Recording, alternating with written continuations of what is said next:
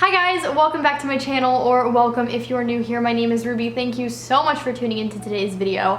I am really excited for today's video, as you can probably tell. Today we are going to be talking all about how to daily journal, how to journal daily, how to make sure you are writing your thoughts down every single day of the calendar year. I don't know any other way to say it. For those who don't know, journaling is a really big part of my everyday routine, specifically my nightly routine, which I will kind of talk about a little bit farther into this video. But I think that journaling is so incredibly beneficial for your mental health, as a way to kind of document your life, kind of treat it as a little time capsule almost. I've been journaling for a really long time, but this year I have decided that I wanted to start daily journaling. Usually I would, in the past, kind of journal 2 to 3 times a week and just kind of catch my journal up on what I've been up to, but this year I really wanted to treat it like a part of my everyday routine, because it really does matter. Honestly, the mental benefits are so incredible. So today I just kind of wanted to talk about my tips and tricks on how to daily journal, what has worked for me, what I think could help you guys. So without further ado, let's just get into today's video. Okay, so my first tip is to pick a journal that truly gets you excited and one that you love. This is kind of my favorite part of journaling, is when you get to pick out a new one. Every single time I run out of a journal, I'm like, ooh, I get to go out and buy a new notebook. Pick one that you are drawn to and that automatically inspires you. So for me,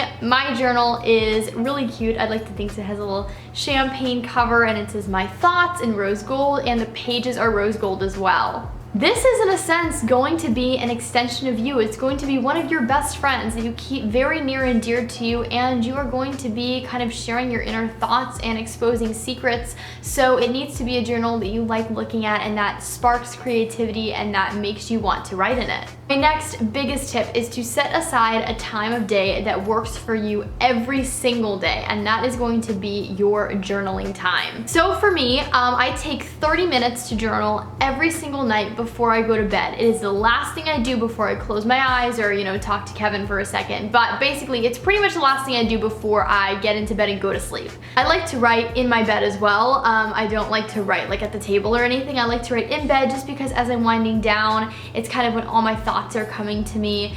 And I just find that as I'm getting everything out on paper, it kind of soothes me and eventually just like gets me ready to call it a night. However, journaling in the evening might not work for you. I prefer it just because that's like, the day is over and I can write about like what happened. But if you find that you like journaling in the morning or in the middle of the day on your lunch break, do whatever works for you. However, I feel like it should be a time of day that you can do every single day, because consistency is key when it comes to daily journaling. So it needs to be a time that you can, have set aside for that every single day, or at least almost every single day. I know the schedules change. Kind of going along with what I just mentioned, set a time limit for yourself. That way you don't feel like super overwhelmed, or you're like, well, how long do I write for? Like, I don't know if I've got that much to say. Believe me, you end up having a lot more to say than you think. I like to set aside about 30 minutes, give or take. Sometimes I go over, sometimes I go under. However, I know friends who only like to write for 10 to 15 minutes, so whatever you feel the most comfortable with.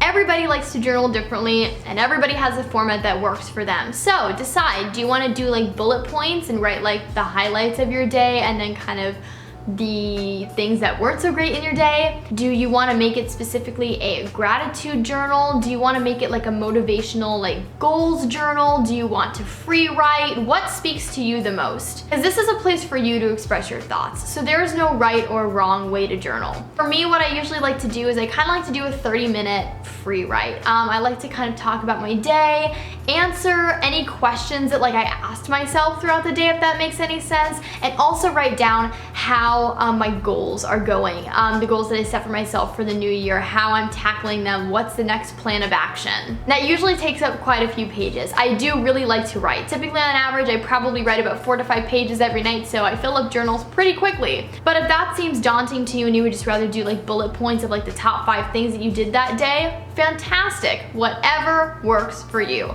I don't think I can state that enough. So I think when it comes to daily journaling, a lot of people think like, I can never miss a day. Even if I'm out until 4 a.m., I have to like force myself to write, I cannot miss a day. And a big thing that I want to stress is it's okay if you miss a day. Sometimes our schedules change and we have to just miss a day of journaling. However, you just have to remember it doesn't mean you failed by any means. It doesn't mean that you like have to stop journaling.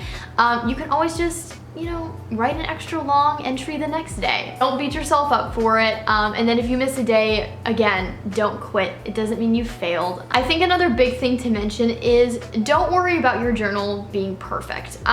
For somebody like me, who is a bit of a perfectionist when it comes to writing and grammar, this was really hard for me to grasp when I first started journaling, but then I realized nobody else is looking at this journal but me. Scribbled out words and imperfect handwriting is what makes your journal unique, and it's what makes it yours. You know, it's your place to express your thoughts and share secrets.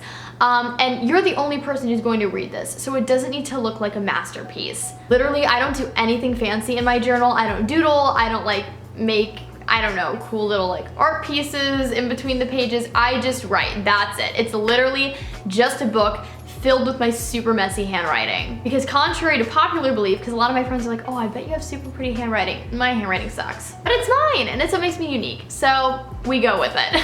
And the last tip that I have, you guys, I read this on the internet like a year ago, and seriously, it was life-changing. So, you know, you go out and you buy a journal and it's all fresh and clean and nothing's written in it, and it almost looks like too perfect.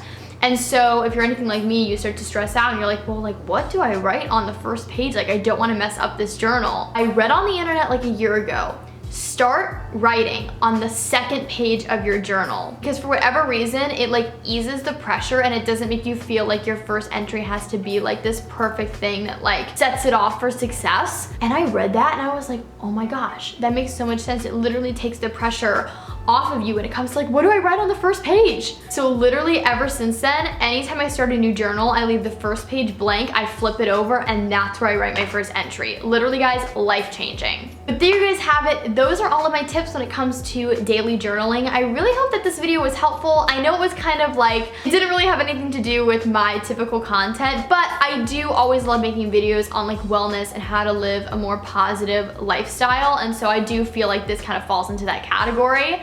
If you did enjoy this video, please be sure to give it a big thumbs up to let me know that you'd like to see more of me here on this channel. Please subscribe and help me grow the Ruby Rocks World family. It would mean the absolute world to me. Follow me on all my social media networks. Links are always in the down bar below. I hope that you guys are having an awesome day, night, afternoon, whenever y'all are watching this video, and I will talk to you guys in my next one, okay? Bye, everybody.